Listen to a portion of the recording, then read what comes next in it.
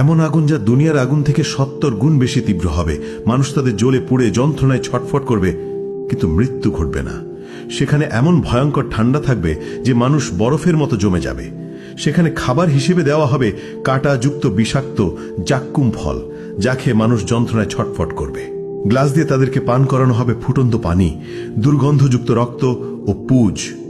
হ্যাঁ বন্ধু, এটা সেই ভয়াবহ জাহান্নাম যা প্রতিটি অপরাধীকে ফেস করতে হবে।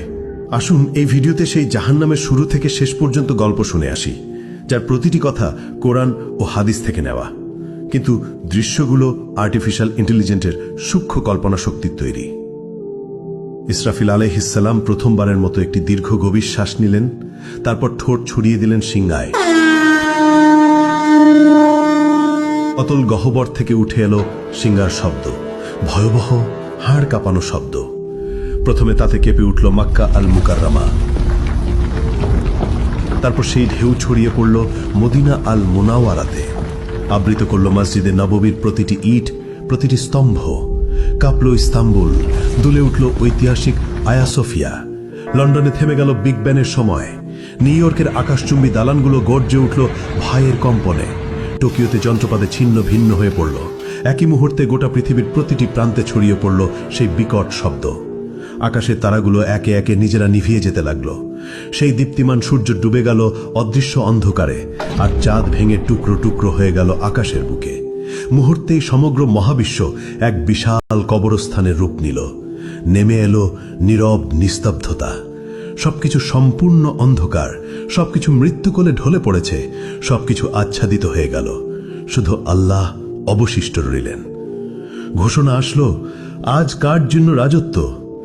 কিন্তু কেউ উত্তর দিল না।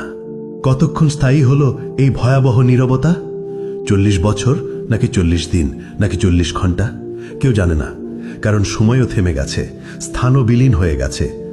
শুধু আল্লাহ জানেন এই অপেক্ষার দৈর্ঘ্য কত হবে। মৃতরা মিশে গেছে মাটির সঙ্গে, হাড়গুলো মিশে গেছে ধুলায়, চুলগুলো পচে গেছে, নখের অস্তিত্ব নেই। কিন্তু আত্মাগুলো এখনো অপেক্ষায় আছে। বারজাকের জগতে তারা অপেক্ষা করছে, কারোর জন্য কবরের শাস্তি, কারোর জন্য কবরের নেয়ামত। কিন্তু সবাই অপেক্ষায়। তারপর এলো সেই পবিত্র মুহূর্ত। দ্বিতীয় আদেশ প্রতিধ্বনিত হল, সিংহায় আবার ফু দাও ইসরাফিল। ফলে ইসরাফিল নিলেন দ্বিতীয়বার গভীর শ্বাস। কিন্তু এবার তা ভিন্ন। এবার তা জীবনের শ্বাস, এবার তা পুনরুত্থানের শ্বাস। ইসরাফিল দ্বিতীয়বারের মতো সিংহায় ফু দিলেন। শব্দ ছড়িয়ে গেল সর্বত্র। পৃথিবী ফেটে যেতে লাগলো প্রচন্ড শব্দে। এক এক করে কবরগুলো খুলে গেল। ভেতর থেকে উঠল হাত, তারপর বাহু, তারপর মাথা। হাড়গুলো একে একে জোড়া লাগলো।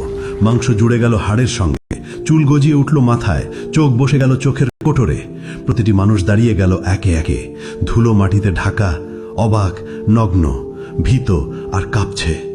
তারা জিজ্ঞেস করল, কে আমাদের ঘুম থেকে জাগালো? তারপর তারা মনে করল সেই ভয়াবহ সত্য। তারা বলতে লাগলো, হায় আফসোস, আমাদের নবীগণ সত্য বলেছিলেন। এটাই সেই প্রতিশ্রুতি যা দয়াময় আল্লাহ দিয়েছেন। এই চিৎকার ছড়িয়ে পড়ল চারদিকে, প্রতিধ্বনিত হলো আর্তনাদ। কিন্তু এখন অনেক দেরি হয়ে গেছে। ভয়ঙ্কর ভয় বিরাজ করছে সবখানে। তারা পালানোর জায়গা খুঁজছেন, কিন্তু নেই। তারা লুকানোর জায়গা খুঁজছেন, কিন্তু তাও নেই। তারপর দূর থেকে ভেসে আসছে কণ্ঠস্বর। ফেরেশতাগণ বললেন, লাইন ধরো সবাই, হাসরের ময়দানে যাও। এই আদেশ শুনে মানুষ যেন পালহারা ভেড়ার পাল। টেনে নেওয়া হচ্ছে একে একে, দলবদ্ধভাবে। কাঁপতে কাঁপতে হাঁটছে, শ্বাস আটকে যাচ্ছে, হৃৎপিণ্ড দ্রুত কাঁপছে। তারা ফিসফিস করছে, ইয়া রাব্বি, ইয়া রাব্বি। কিন্তু এখন অনেক দেরি হয়ে গেছে। যখন সুযোগ ছিল দুনিয়ায়, তখন তারা নামাজ পড়েনি, তখন তারা আল্লাহকে মনে রাখেনি। এখন মনে পড়ছে, কিন্তু খুব দেরি হয়ে গেছে। এদিকে হাসরের ময়দান পৃথিবীর মতো বিস্তৃত, বরং আরো প্রশস্ত।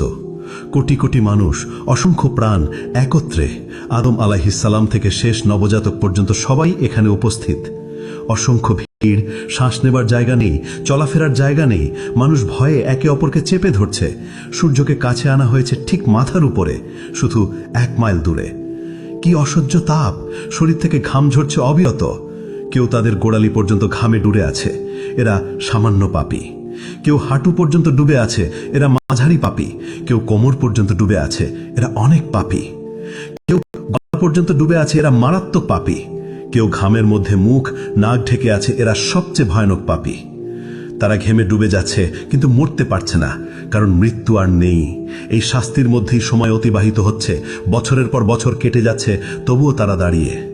হাসরের ময়দানে 1000 বছর গেল, 2000 বছর গেল, 3000 গেল, 5000 গেল, 10,000 গেল, এইভাবে 50,000 বছর চলে গেল, তবুও তারা অপেক্ষায়।